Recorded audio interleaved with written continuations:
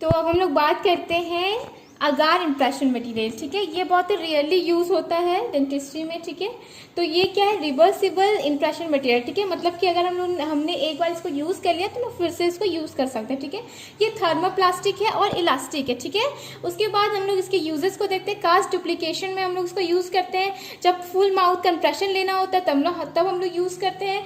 Used as tissue conditioner. ठीक है, तो टिश्यू कंडीशनर क्या है, टेम्प्रोरी सॉफ्ट लाइनिंग मटेरियल है जो कि ट्रीट करने में काम आता है डैमेज म्यूकोसा। ठीक है, तो इसमें भी यूज हो सकता है। Mouth protector. ठीक है, making working cast, making model for studying purpose. तो ये था हमारा यूजेस ऑफ अगार।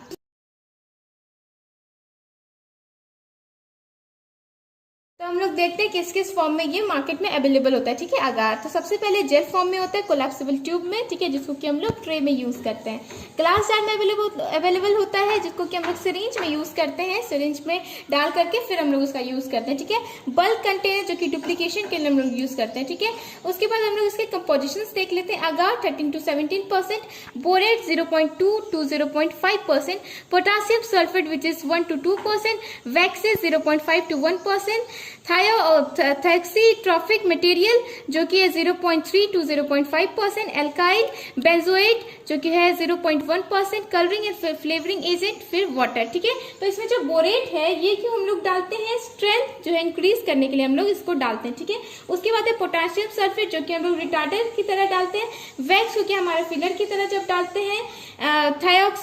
थायोक्सीट्रॉफिक मटेरियल जो है ये हम लोग डालते हैं प्लास्टिसाइजर के फॉर्म में। ठीक है, प्लास्टिसाइजर की तरह ये काम करे इसलिए। उसके बाद है हमारा एल्काइल बेंजोएट। ठीक है, ये हम लोग क्यों डालते हैं, एज अ प्रिजर्वेटिव डालते हैं। ठीक है, तो ये था हमारा composition of agar.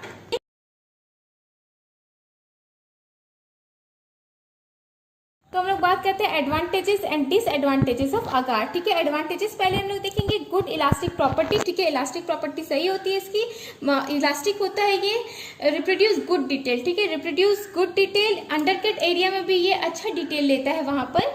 Good recovery from distortion, अगर डिस्टॉर्शन हो गया है तो रिकवरी भी ये सही से कर लेता है। ठीक है, well tolerated by the patient, और इसको फिर से हम लोग रीयूज कर सकते हैं, रिवर्सिबल होता है ये। ठीक है, डिसएडवांटेज देख सकते हैं कि नॉट बी इलेक्ट्रोप्लेटेड। ठीक है, मतलब कि इसके ऊपर मेटल की प्लेटिंग नहीं हो सकती है। ठीक है, due to its heat it may be painful and irritable to some patient. ठीक है, ये क्या करता है, हीट प्रोड्यूस करता है और उसकी वजह से हो सकता है कि पेशेंट को इरिटेशन हो या फिर पेन हो। ठीक है, टीयर इजली, टीयर स्ट्रेंथ इसकी उतनी सही नहीं है, इस वजह से ये आसानी से टीयर हो जाता है। ठीक है, एक्सपेंसिव इक्विपमेंट रिक्वायर्ड। ठीक है, एक्सपेंसिव चीजों का इसमें रिक्वायरमेंट है इसको अगार के मैनिपुलेशन के लिए। ठीक है, कंटामिनेशन। ठीक है, कंटामिनेशन क्यों, क्योंकि हम लोग को पता है ये रिवर्सिबल। ठीक है, हम लोग फिर से इसको यूज कर सकते हैं। ठीक है, तो फिर हम लोग बार बार इसको यूज करेंगे तो कंटामिनेशन की संभावना है उसमें, है ना। और इसमें कोई भी स्टेरिलाइजेशन टेक्निक यूज नहीं करते हैं हम लोग, इस वजह से कंटामिनेशन। ठीक है, तो यहीं पे हमारा अगार का टॉपिक खत्म होता है।